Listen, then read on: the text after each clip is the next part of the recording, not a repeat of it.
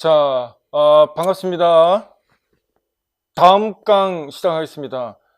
지난 시간에 했던 부분 다음부터 하겠습니다. Transfer and interference. 여기 들어가면 되죠? Transfer and interference. 94페이지입니다. 맞죠? 네, 94페이지. 조금 남아있는 부분인데, PLLT는 뭐 중간에 다시 잠깐만 상기시켜드리면 내가 여기서 4점을 얻겠다, 4점을 먹는다 라고 생각하시면은 이 책에서는 정말 최대한의 활용을 하신 겁니다. 4점을 중에 오늘 한 2점 정도 한번 생각해 보겠습니다. 자, transfer and interference. 먼저 transfer라고 하는 개념을 큰 머리에서 그려 두셔야 되는데, usually refers to carry over of the previous performance or knowledge to subsequent learning입니다. 자, 이전 지식이 이후의 학습에 영향을 끼치는 것이다 라고 했어요. Learning on previous learned material which is known as retroactive 해서 이전에 배운 것이 다음 것에 영향을 끼친다 라고 하는 건데, 학습 자료가 이전에 배운 것이 남아있어서 다음 거에 영향을 끼친다입니다. 이거는 머리에 뭔가 남아있다라고 하는 그 지식 때문에 그런 겁니다. 스키마의 영향이고 사실은 유의미한 학습을 한 결과물이라고 하는 겁니다. 근데 retroactive라고 하는 말은 그렇게 중요한 키워드는 아닙니다. transfer라고 하는 것을 설명하기 위해서 그냥 잠깐 언급한 거입니다. retroactive transfer, 이전에 배운 것이 다음 거에 배울 때 활성화시켜서 그것에 영향을 끼쳤다입니다. 자, 근데 굳이 중요하진 않습니다. Positive transfer occurs when the prior knowledge benefits the learning task. That is when previous item is correctly applied to present subject matter. 이전에 배운 것과 다음에 배우는 것에 유사성이 있기 때문에 positive transfer가 일어난다라는 겁니다. 그러니까 이후의 학습에 있어서 학습의 과부하가 덜하겠죠. 정보의 처리에 대한 부분이 덜하겠죠. 왜냐하면 정보 유사성이 있으니까. 우리는 이 부분만 기억하면 되겠습니다. Negative transfer. Negative transfer 자체가 기입형으로 출제되기는 힘듭니다. 아마 출제되면 서술형으로 출제되거나 이것이 세부적인 원인인데, 항상 여러분이 기억해야 될 것은 뭡니까? 네거티브 트랜스퍼 때문에 오류가 발생한다라고 하는 근본적인 원인을 생각하셔야 되겠습니다. 네거티브 트랜스퍼는 자, 머리에서 이전 학습이 이후 학습에 끼치는 영향인데, 이것이 소스가 L1일 경우에는 interference라고 하는 것이 정말 키워드인 겁니다. 그 다음에 이전 학습이 L2 자체의 지식의 축적이었을 경우에는 overgeneralization이 되는 것이고요. 자, 그래서 previous performance disrupt inhibit the performance of second language라고 되어 있는데, 여기에 지금 설명하는 것이 later can be referred interference. 이전에 배운 것은 L1의 습관 형성, 새롭게 형성되어야 될 것은 L2의 습관인데 방해가 일어나는 것을 L1의 interference이다. 이러한 것에서 일어나는 모든 오류는 interference라고 한다입니다. 서술형으로 나올 가능성이 꽤나 많은 겁니다. 그러면은 L1의 지식에 대한 데이터를 쓰고 L2에 대한 지식의 데이터를 쓰면 되고, 그 원인은 L1의 지식이 transfer 해서 interrupt 하고 있다. as a interference로 그러하고 있다라고 설명하시면 되겠습니다. 자, 그것을 뭐라고 했습니까? 사실은 transfer 측면에서 intralingual이 아니라 interlingual라고 했습니다. inter는 between입니다. between languages. 그것을 꼭 기억하셔야 되겠습니다. 자, 여기에 예를 좀 읽어보고 가시면 좋겠는데, 잠깐만 읽어보겠습니다. Most salient example in SLA is the effect of first learned native language. First learned native language가 영향을 끼치는 가장 두드러지는 것 중에 하나이다입니다. Many L2 courses warn teachers and students of pupils of such negative transfer. 그러한 부정적인 전이를 경고하고 있습니다. L1 is usually an immediately noticeable source of error among learners. Salience of L1, L2 interference Salience of L1, L2 interference라고 하는 것은 L1과 L2가 서로 과학적으로 분석될 수 있어서 쪼갤 수 있다라고 하는 연구에서 기초하는 겁니다. 따라서 salience, 두드러지게 가장 차이가 나는 지점이라는 거예요. has been so strong, 그러면은 so strong이라고 하는 것, salience가 interference가 굉장히 심하다라고 하는 것은 그 부분이 차이가 많이 난다라고 하는 겁니다. 자, 이거는 이론적으로 contrast analysis라고 하는 이론에 기초를 하고 있는 겁니다. 대조분석 가설입니다. 그래서 L1과 L2를 과학적으로 분석하여서 언어를 쪼갤 수 있는 다리라고 했을 때, 쪼갰을 때 서로 차이가 salient 하다라고 하는 말을 이렇게 하게 되면은 interference에 대한 내용을 이야기하고 있는 것이다. 이렇게 이해하면 되겠습니다. salience는 처음 들었죠? 여기 지금 문법에서 많이 나오는 단어인데 salience라고 하는 것은 굉장히 이 두 언어의 방해가 서로 심하다는 겁니다. 서로 차이가 나는 지점이다. 이런 strong 할 경우에는 it was once fashionable to view second language learning as exclusively involving overcoming effect of native language. 이 말은 쉽게 쓸 수 있는 영어죠. 일반 영어적으로 overcoming. I believe the learning L2 is process of overcoming effect of native language라고 하면은 이 교사는 오류의 원인을 어디에 두고 있다라고 본다라고 했을 경우에는 정답은 하나밖에 없습니다. 뭐일 것 같습니까? interference입니다. One's native language obviously set up prior experience. 자, prior experience는 다른 말로 prior knowledge. 행동주의의 관점에 봤을 때는 prior habit입니다. prior. previously formed habit입니다.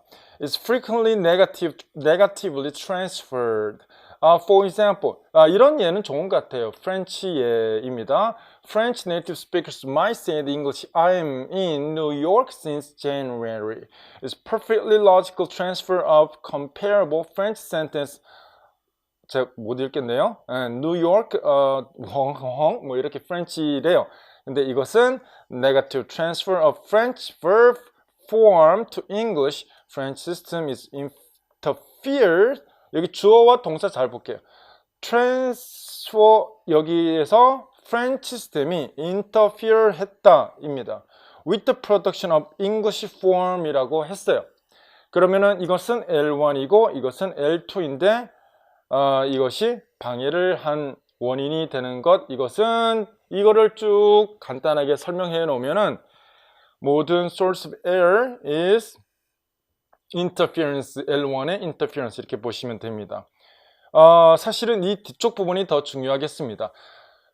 Equally significant for educator is positive transfer of previous L2 experience in subsequent L2 experience, both within or across the language.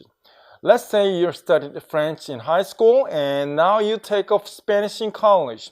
One of the goals of your teacher is to help you and your classmates positively transfer various strategy, mindsets, and linguistic tricks and cross-cultural knowledge to this newest language. Even more commonly, suppose you have been learning English as a second language for a few months now. You are most certainly acquiring pieces of the language that have a cumulative effect on your current lesson. 이 말은 지금 처음에 previous 한 것에 positive한 transfer를 활용을 하십시오라고 이야기를 하고 있는 것이죠. 여기서 말하는 positive transfer는 오류가 일어나지 않는 부분인데 여러분 이거를 쭉 읽어보시면은 생각이 나야 되는 한 단어가 있습니다. 이전에 배운 것이 있기 때문에 이후에 배우는 것이 이전에 배운 것과 그렇게 다르지 않기 때문에 유사성이 있기 때문에 이전에 배운 것이 긍정적으로 이후의 학습에 영향을 끼친다는 건데 cumulative라고 하는 단어의 핵심이 있습니다. 축적이 되었기 때문에 귀납적으로 학습자는 일반화를 하는 겁니다. 일반화. 이 일반화라고 하는 것, generalization이라고 하는 것은 유의미 학습의 다른 형태라고 보셔야 되겠습니다. 내가 배운 것이 어떤 특정한 패턴이기 때문에 일반화할 수 있는 겁니다. 뭐 항상 드는 예이지만은 ed라고 하는 것을 계속적으로 접하게 보다 보니 뒤에 항상 yesterday라든가 last week이라든가 last month라든가 과거형을 지칭하는 것을 어느 날 깨닫게 되면은 일반화를 할 수 있는 겁니다. ed가 나와도 아, 이거는 과거형이구나 라고 생각을 하는 거죠. 이거는 generalization의 positive적인 겁니다. 맨날 over generalization만 생각을 하다가 새롭죠? 이거는 generalization이 나쁜 것이 아닙니다. 일반화를 할 수 있다는 것은 인간이 학습을 할 수 있는 가장 근본적인 본질적 역량입니다. 근데 이게 과잉 일반화가 문제인 것이죠. 서로 타당하지 않는 사례에 그 이전에 축적된 지식을 적용해 버리는 건데, 중요한 거는 이겁니다. 축적된 지식의 소스는 L2라고 하는 사실에 있습니다. 자, 이렇게 positive를 설명하면서 generalization의 긍정적인 것을 설명하는데, positive transfer는 generalization에 있어서 오류가 발생하지 않는 형태를 이야기를 하는 것이고요. 오류가 발생한다라고 하면은 이 앞에 단어가 어떻게 바뀌어야 됩니까? negative라고 바뀌어야 되고요. 여기에 cumulative한 이펙트가 부정적으로 발생하는 것이기 때문에 앞에 over가 붙어야 되겠습니다. 이것만 기억하면 되겠어요. 원서의 좋은 점은 이런 것 같아요. 이런 것들을 새로운 눈으로 한번 볼 수 있다라고 하는 거. 그래서 여기 지금 over가 붙어 있는 것은 결국 negative transfer이고, 여기는 위에는 positive transfer인 겁니다. 밑에 보시면은 in literature essay에 interference is most frequently termed as overgeneralization, which is simply a form of negative transfer. L1의 방해가 가장 대표적인 부정적인 전이가 되는 것이고요. Generalization involves interfering in drawing law, rule, conclusion from observation of particular instance. 여기서 observation of particular instance라고 하는 것은 목표 시스템을 이야기하는 겁니다. 목표어 시스템. 목표어를 내가 TV나 주변 친구들한테 이야기를 듣다 보니까 어떤 시스템의 패턴에, 언어의 패턴이 있다라고 하는 것을 깨닫게 되는 것이죠. 그것이 일반화하는 것이다 라고 하는 것입니다.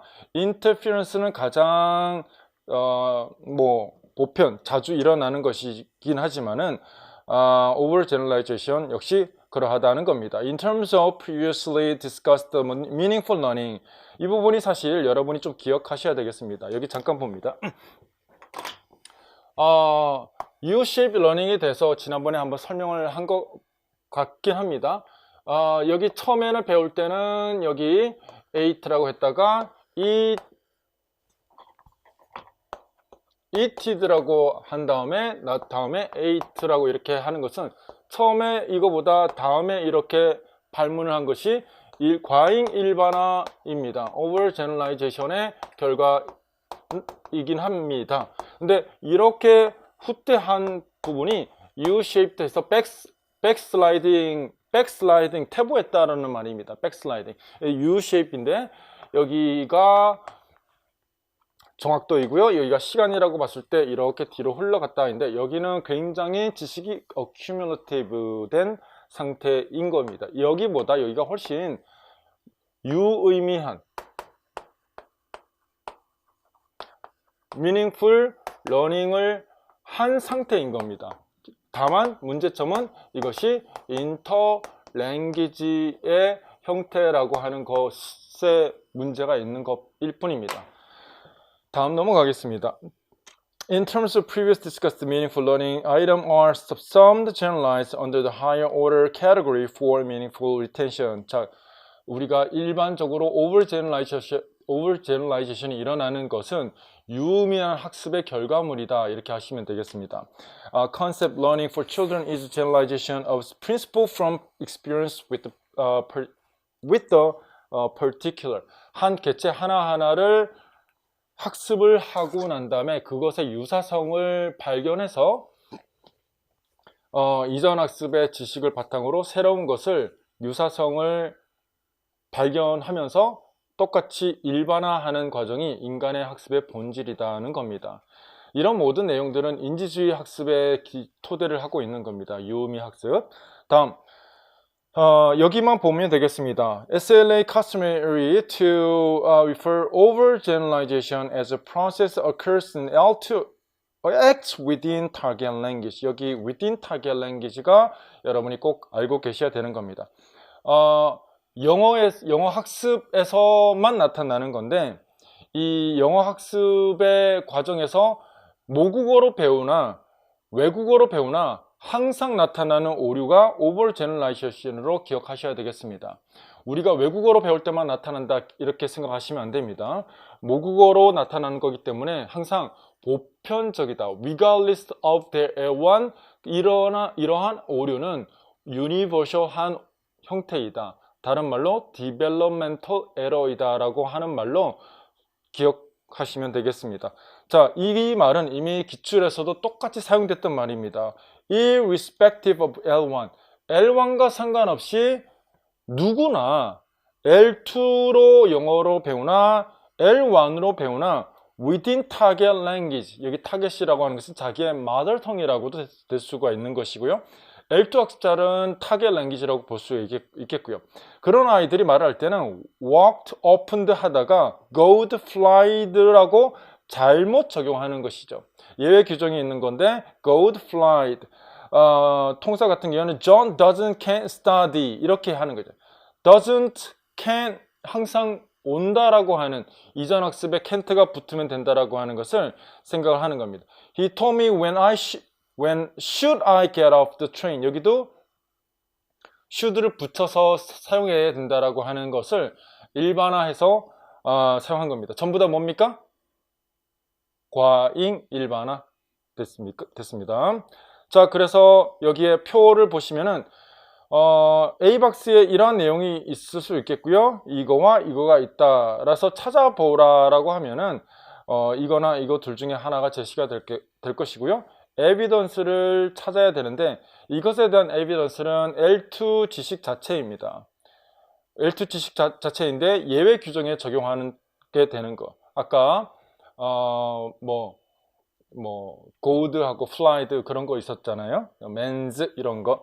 여기에 interference는 L1과 L2 지식을 같이 놓는데 L2를 왜 썼느냐 하면은 L1 때문에 썼다라고 하는 것. L1 지식에서 이런 것을 알기 때문에 그러하다는 것을 쓰게 될 겁니다. 자, 인덕티브, 디덕티브 보겠습니다. 별표. 자, 인덕티브, 디덕티브는 generalization의 프로세스이다. 이런 말은 룰을 어떻게 이해를 하는가라는 차원입니다. 룰을 내가 어떻게 학습 과정에서 이해하는가입니다. 자, 인덕티브, 디덕티브는 굉장히 중요합니다. 자, 두 가지 측면에서 중요합니다. 첫째, 학습자들에게 내가 어떻게 규칙을 제시할 것인가, 아니면 학습자가 어떻게 규칙을 도출하는가, 이 두 가지 똑같은 차원인데 첫 번째, 인덕티브는 once or number of specific incidences 먼저 개체를 먼저 접합니다. 사례를 먼저 접하고요. and induce general law라고 했는데 이 induce라고 하는 과정이 일반화하는 과정입니다. 인간이 학습이 가능한 것이 의식적으로 귀납적으로 하나하나 사례를 보게 되면 유사성을 발견해서 유의하게 머리에는 비슷한 정보로 한꺼번에 구조화해서 모으죠. 같은 정보끼리 모읍니다. 그것이 본질이 뭡니까? 여러분이 당구나 할 때 책 제목끼리 비슷한 것끼리 모으고 이사 가서 짐 정리할 때도 비슷한 것끼리 모으고 이런 것들은 다 사실은 유의미하게 모으는 거예요. 내 머리에 쉽게 유사한 정보끼리 모으는 겁니다. 이 언어도 마찬가지로 막 접하다 보니까 그것의 유사성을 발견해서 규칙을 발견하는 과정, 예시를 통해서 예시의 유사성을 패턴을 발견해서 규칙을 발견하는 것이 인덕티브라고 합니다. 이러한 것이 시험에 문제가 나올 때는 항상 교사는 설명을 하지 않겠죠.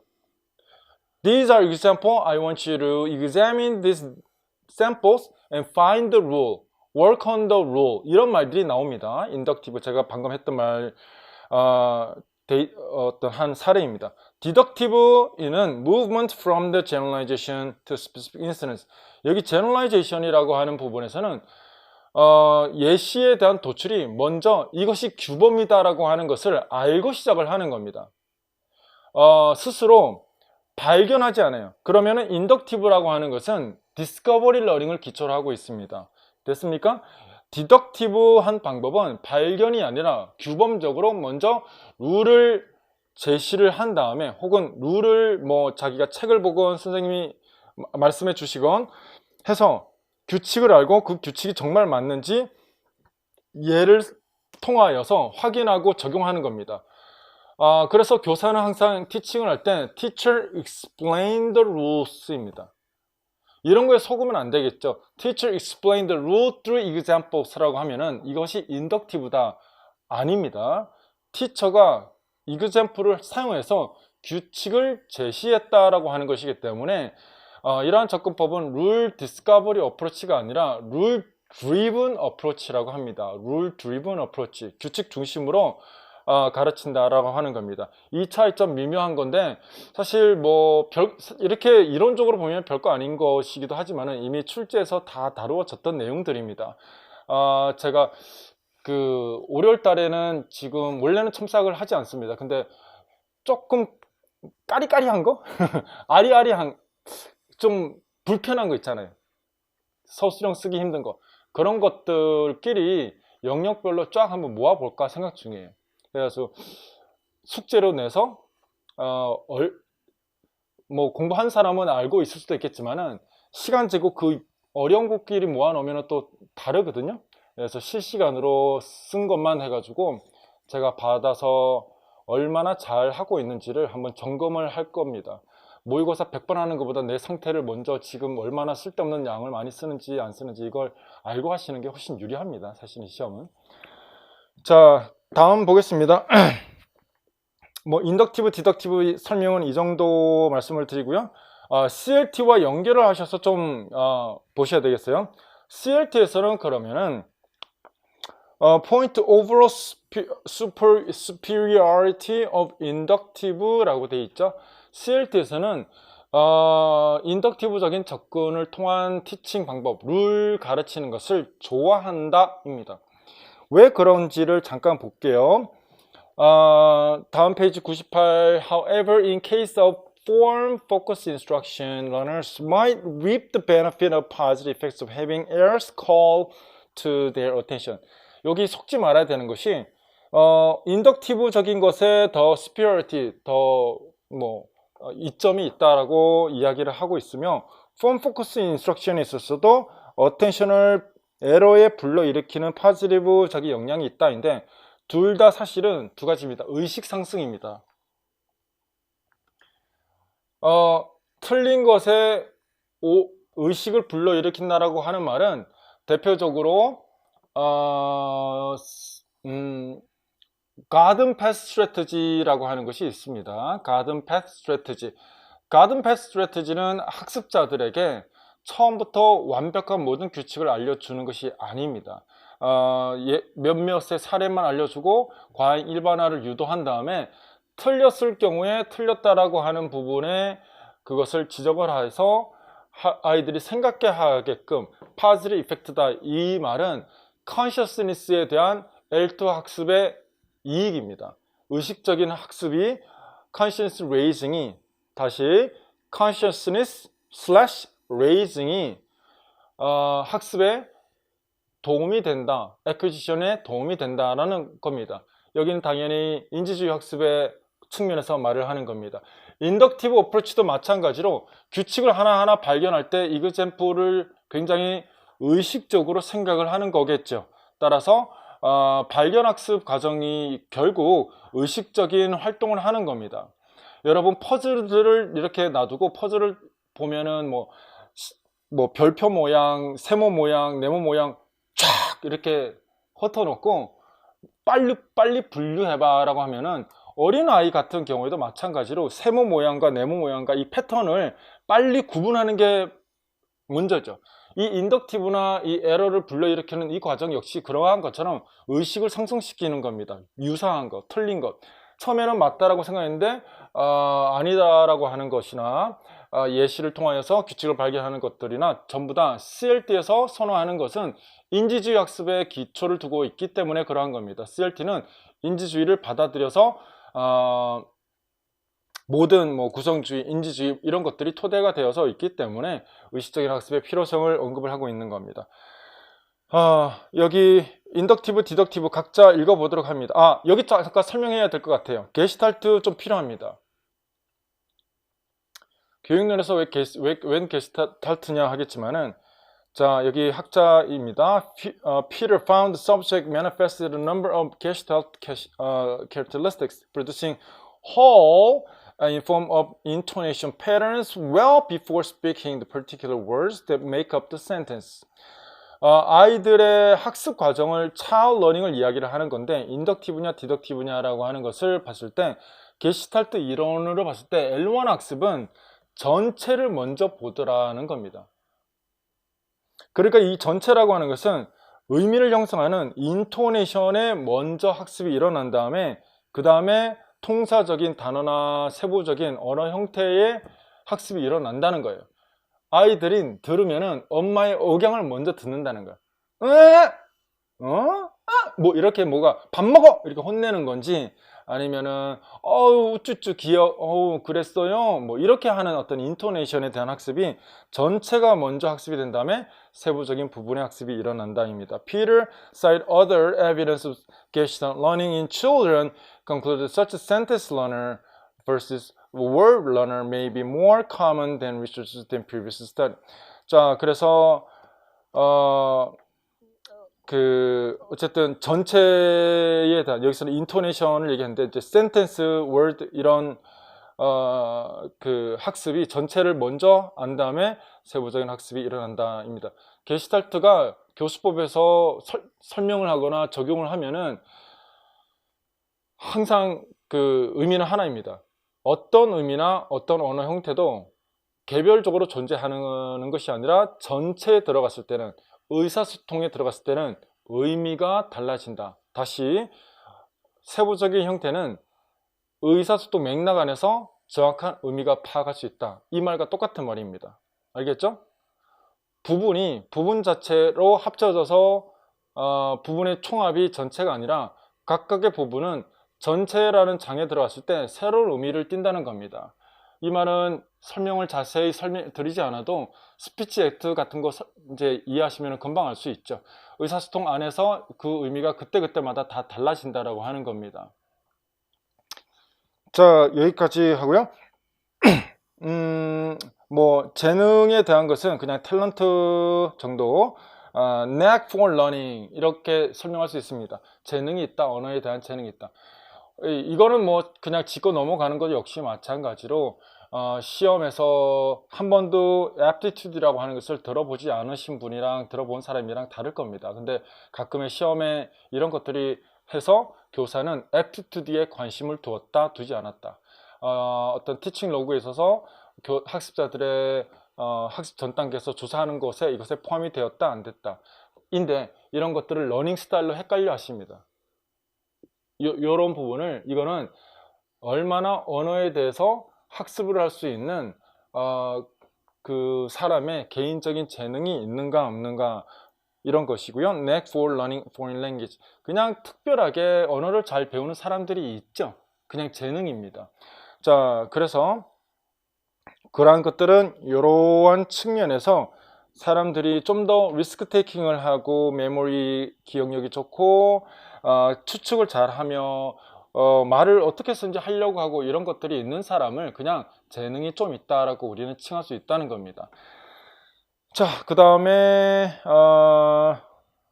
context reduce와 context embedded는 그렇게 구분하고 싶지는 않습니다. 근데 여기는 시험을 말을 하는 겁니다. 시험.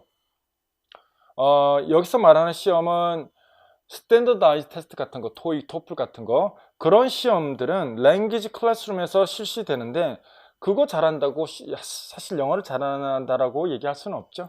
우리 뭐 토익 뭐 990점 이렇게 쓰고 뭐 비교하잖아요. 근데 그게 전부 다 컨텍스트 reduced라는 거예요. 의사소통은 컨텍스트 reduced가 아니라 컨텍스트 embedded situation이라는 거죠. 그러니까 서로 말을 할 때 언어 형태가 상황에서 적절성이 얼마나 있는지 없는지, 이 말이 얼마나 어떤 포멀리티가 적절한지 안 한지, 이런 것들은 맥락 안에서 파악할 수 있는 것인데, 시험 같은 경우는 한 문장을 딱 해서 그것의 구문의 어떤 정확성이 맞다 안 맞다를 따지는 거기 때문에 컨텍스트 리듀스드와 차이가 있다라는 겁니다. 그렇게만 이해하시면 되겠습니다. 시험에 대한 측면을 언급을 한 겁니다. 자, 그 다음에 멀티플 인텔리전스는 다 아실 필요는 없고요. 멀티플 인텔리전스가 왜 나오는지만 이해하시면 됩니다. 멀티플 인텔리전스는 모든 언어학습이 지금 인지적인 측면에서 또 정의적 측면에서 이렇게 설명했는데 학습자들의 또 다른 측면입니다. 다름입니다. 학습자들의 개별성입니다. individual difference입니다. individual difference 측면에서 아이들의 지능적인 차이인 것이죠.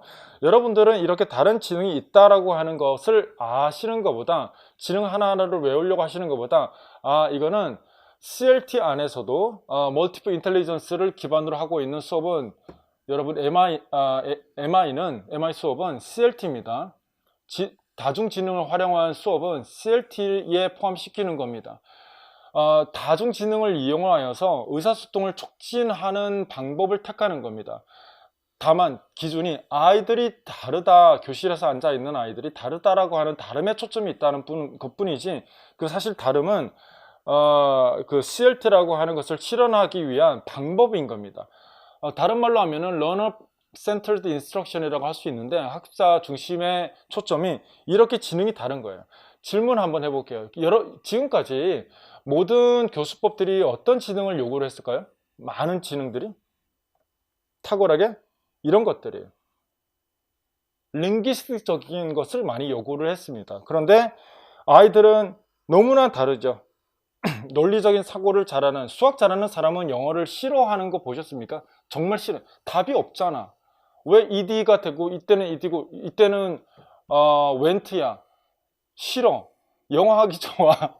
뭐 문학 싫어. 이러신 우리도 많습니다. 그러니까 이런 지능적인 차이나 개별성입니다. 그런데 이런 우리가 이제 가르치는 교사이기 때문에 이런 개별성에 대한 고려를 해야 된다라고 할 수 있기 때문에 1차에서도 다루지만 합니다. 단 제가 체크를 미리 해왔는데 스페셜과 bodily kinesthetic, interpersonal, intrapersonal 이것은 개별적으로 좀 구분을 해 놓으셔야 되겠습니다. 먼저 인터와 인트라를 구분하겠습니다. 인터는 between people입니다. 그렇게만 이해하시면 되겠어요. 다른 사람과 상호작용을 잘하고 또 말하는 걸 좋아하는 아이들입니다. 대인관계 형성이 굉장히 활발하고 잘 유능한 아이들입니다. 그런 지능이 있는 사람이죠. 여러분들 중에 그런 분들 계시죠. 가면은 무리 중에 막 진짜 가자마자 분위기를 사로잡고 대화를 주도를 하는 사람들 있죠. 뭐 변호사가 될 수도 있고 엔터테이너가 될 수도 있고요. 그런데 인트라는 다릅니다. 나를 이해하는 지식이 높은 사람입니다. 내가 언제 행복하고 내가 어떤 사람이고 그러니까 근본적으로 내가 어떻게 하면 학습을 잘할 수 있는지에 대한 나에 대한 이해가 높은 사람입니다. within입니다. within. 탁월하게 이런 사람들은 메타 커그니티브적인 의식이 좋고 또 학습의 활용을 잘한다. 이렇게 보시면 되겠습니다. See oneself develop the sense of self-identity. 나라는 사람의 이해가 굉장히 높다는 겁니다.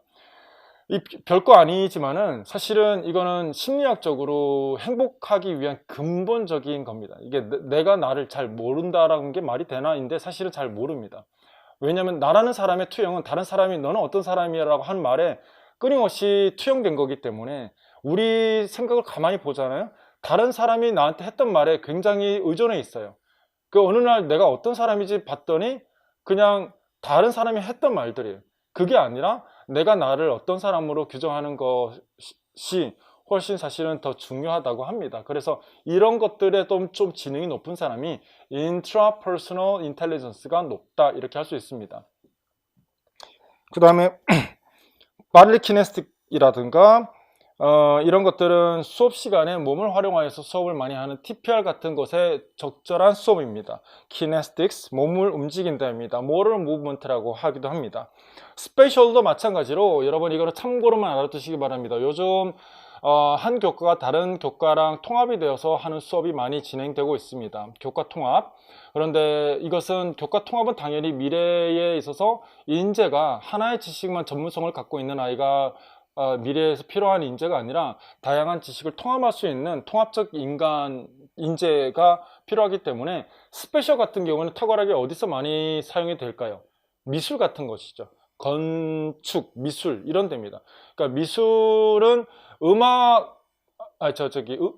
영어에서 어떤 환경에 대한 수업을 하고 난 다음에 포스트 만들기 이렇게 해버리면은 이제 지능적으로 이 스페셜 쪽으로 통합이 되는 거예요. 지능이 포스트 만들어서 그 포스트에서 내가 사용한 어떤 커맨드, 어웨니스를 환경에 대한 그 보호할 수 있는 뭐 어떤 세 가지 삶의 규칙을 만든 다음에 포스트 만들기 이러면은 통합 수업이고 그 수업은 교과 통합의 형태로 스페셜 인텔리전스가 요구되고 있다. 이 차시에 이렇게도 억지로 시험을 만들면 만들 수 있습니다. 아시겠죠? 그런데 이거는 머리에 이러한 차이점은 왜 교사는 이렇게 할까? 티처의 티칭 레셔널은 무엇일까? 그렇죠? 멀티플 인텔리전스를 고려했다인데 individual difference를 고려했다. in terms of multiple intelligence입니다. 자, 이제 거의 다 끝났습니다. 여기 지금 이제 오디오 링걸 메터드는 많이 언급을 하지 않겠습니다. 결국 오디오 링걸 메터드는 뭡니까? 아미 메터드라고 하는 원래 이름이 붙었던 것도 빨리 스파이나 연합군이 104페이지입니다. 연합군이 독일이나 스파이로 이렇게 해가지고 들여보내가지고 티가 안 나야 되지 않습니까? 그러니까 몇 마디를 정말 달달달달달달 습관시켜서 연습했던 방법이 패턴 드릴이었습니다. 패턴 드릴 아시겠습니까? 패턴 드릴인데 이 패턴 드릴이 기초가 되어서 했었을 때 굉장히 칭송을 받았던 것이 이것이 이론이 있었기 때문에 그러한 겁니다. 그때 50년대 때 행동주의와 구조주의학적인 그 언어학을 기반으로 나온 것이 오디오 링걸 메소드라고 하는 이름만 이렇게 바뀐 겁니다. 자, 여기 잠깐 봅니다. 자, 물론 목표는 헤비 포메이션이고요. 하나 더 강조하면은 Scientific Descriptive Analysis Various Language라고 되는데 Scientific Descriptive Analysis 원어밀이 말하는 그 자체 여기 지금 descriptive라고 되어 있죠. prescriptive라고 하는 말과 대조되는 말입니다. prescriptive라고 하는 말은 규범적이라는 말입니다. 규범적 룰이라는 말이에요. 룰이 존재한다는 말입니다. 보편적인 룰이 존재한다는 말입니다. 이 보편적인 룰은 정신현상으로 인간의 머리에 있는 언어적 역량 자체, 컨피던스를 말하는 것인데 descriptive라고 하는 말은 기술적인 거죠. 들리는 그대로 It is I가 아니라 It is me 이렇게 원어밀이 해버리면 그것이 그냥 맞는 거예요. 원어밀이 말하면 맞는 겁니다. descriptive적으로 억양도 똑같이 따라하고 이 ain't an apple 하면은 ain't가 descriptive적인 거예요. 아시겠죠?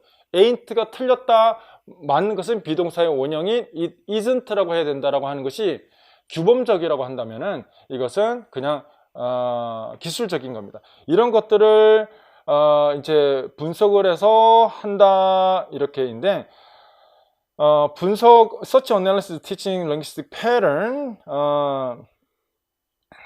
는 습관 형성을 위한 것이다. 자, 그래서 success could be overtly experienced by students to practice dialogue with friends and family of time. 쉴 때나 뭐 항상 시도 때도 없이 다이얼로그 프랙티스를 연습을 해야 된다라고 하는 것, 이 프랙티스의 정체는 패턴 드릴입니다. 그런데 failure long-term communicative라는 말은 linguistic competence에 국한되어 있기 때문에 communicative proficiency competence는 develop 시키지 못한다입니다. 자, 이 오디오 링걸 메소드와 커뮤니티 랭귀지 티칭, 공동체 학습법이 이렇게 나와 있는 것은 가장 인지적이고 가장 인본주의적이지 않은 학습의 대표적인 겁니다. 어펙티브적인 도메인 측면, 어펙티브적인 측면에서 가장 학생들이 스트레스를 많이 받을 수 있는 학습 방법입니다. 그런데 그거와 대조해서 지금 휴먼 러닝이었죠. 휴먼 러닝에 있어서 감정을 고려한 세이프티, 아이들에게 좀 편안함을 줄 수 있는 수업이 이거입니다. 여러분들은 이거는 별도로 공부를 하실 필요는 없습니다. 그냥 커뮤니티 랭귀지 러닝은 학습자들에게 personal nature of language learning, interpersonal입니다. interpersonal. 이 말은 너무 또 어렵게 확대해서 가지 않습니다. 그냥 대화를 기초로 하고 있다는 거예요. 사람과 사람의 대화를 기초로 하고 있다는 거예요. 오디오 링글 메서드는 대화가 아니죠. 그냥 무조건 언어 형태에 대한 패턴을 습득하기 위한, 형성하기 위한 습관 형성을 위해서 무조건적으로 귀납법적인 오럴 어프로치입니다. 오디오 링글 메서드는 여러분 인덕티브적이고요, 오럴적인 어프로치입니다. 들어서 하고 규칙을 설명하지 않아요. I'm a school, I'm a student, I'm a student, we are a student, we are a student, she is student, she is student, they are student, they are student 이렇게 많이 반복을 하지 규칙을 설명하지 않습니다. 따라서 어널리시스를 기반으로 한다라고 하는 말이 가끔 나오는데 그거는 인덕티브적인 접근으로 룰만 가르친다는 겁니다. 룰을 설명하지 않는 형태지만은 무한 반복을 통해서 하는데 대화가 있는 것이 아니죠. 학생과 교사 사이에 대화가 있는 것이 아닌데 여기 공동체 학습법은 대화를 하는 것인데 다음에는 설명하지 않겠습니다. 이 모든 레볼루셔너리적인 거 이렇게 나와 있는 것은 별로 좋은 말이 아닙니다. 혁신적이다라고 하는 것. In the eyes of their proprietary founders, proponents, 그것을 창시한 사람들의 눈에만 혁신적이다라고 볼 수 있는 거예요. 그 사람들 눈에는 attracts teachers to weekends overstated, 너무 강조돼서 세미나나 60년대, 70년대 사실 정말 많았습니다. 이제 이것만 하면 언어를 정말 2달 만에도 완성할 수 있습니다라고 해서 상업적으로 거의 전락했던 수업 방법들입니다. 세미나 이런 것들, 북 판매 등도 있고요. 이런 것을 그래서 디자이너 메서드라고 하는 말을 제가 다음 달에도 PLT를 TBP 가르칠 때도 디자이너 메서드다라고 말씀을 드리면은 CLT와는 그렇게 상관이 없는 수업이다. 그냥 사라진 수업이다. 이렇게 보시면 되겠어요. 하나만 강조하고 마치겠습니다. 카운슬링 러닝은 교사의 역할이 일단 인터퍼스널 커뮤니케이션을 가능케 하기 위해서 사람과 사람이 한 12명 정도 이렇게 쭉 이렇게 둘러앉아 가지고 이야기를 하기 때문에 anxiety caused by educational context lessened by the means of supportive community, 공동체라고 하는 이렇게 둘러앉아 있는 심리학적인 카운슬하는 형태로 앉아서 수업하는 거기 때문에 굉장히 안정감을 준다. 여러분 알코올 중독자 테라피 세션 보셨습니까? 영화에서 굉장히 자주 나오는데 마약, 알코올 중독자 이렇게 치료하는 거 보셨어요? 중간에 상담자가 있어요. 상담자가 있고 말해보시죠. 자기의 마약의 경험에 대해서 알코올 중독이 언제 더 심해지고 약한지를 이야기를 하게끔 합니다. 계속 그런 대화 자체가 인터퍼스널적인 커뮤니케이션이라는 겁니다. 그리고 교사의 역할은 카운슬의 역할에 있으며 emit any language form that they want to, 이 말은 모국어를 사용해서 말을 하게 하는 겁니다. 외국어 쓰지도 않습니다. 모국어를 써서 대화를 하고 교사는 번역을 해주는 겁니다. 뒤에서. 그게 다입니다. 왜냐하면 교사가 앞에 나와서 이렇게 나와 있어서 이렇게 하는 것보다 뒤에 숨어서 자신이 말하고 싶은 것을 뒤에서 영어로 말해주면은 한국말로 한 다음에 영어로 말하면 훨씬 내가 말하고 싶은 것을 상대방에게 전달해 줄 수 있기 때문에 편안한 안정감을 줄 수 있다라고 하는 거입니다. 그게 다입니다. 자, 이거는 크게 신경 쓰시지도 않으셔도 좋고요. 휴먼 러닝 여러 가지 보셨는데 가장 중요한 것은 인간이 어떻게 룰을 습득하는가, 트랜스퍼라고 하는 거, 본질적인 인간의 모든 학습은 유의미하게 한다, meaningful learning, 이 두 가지만 기억하시면 되겠습니다. 자, 수고하셨습니다.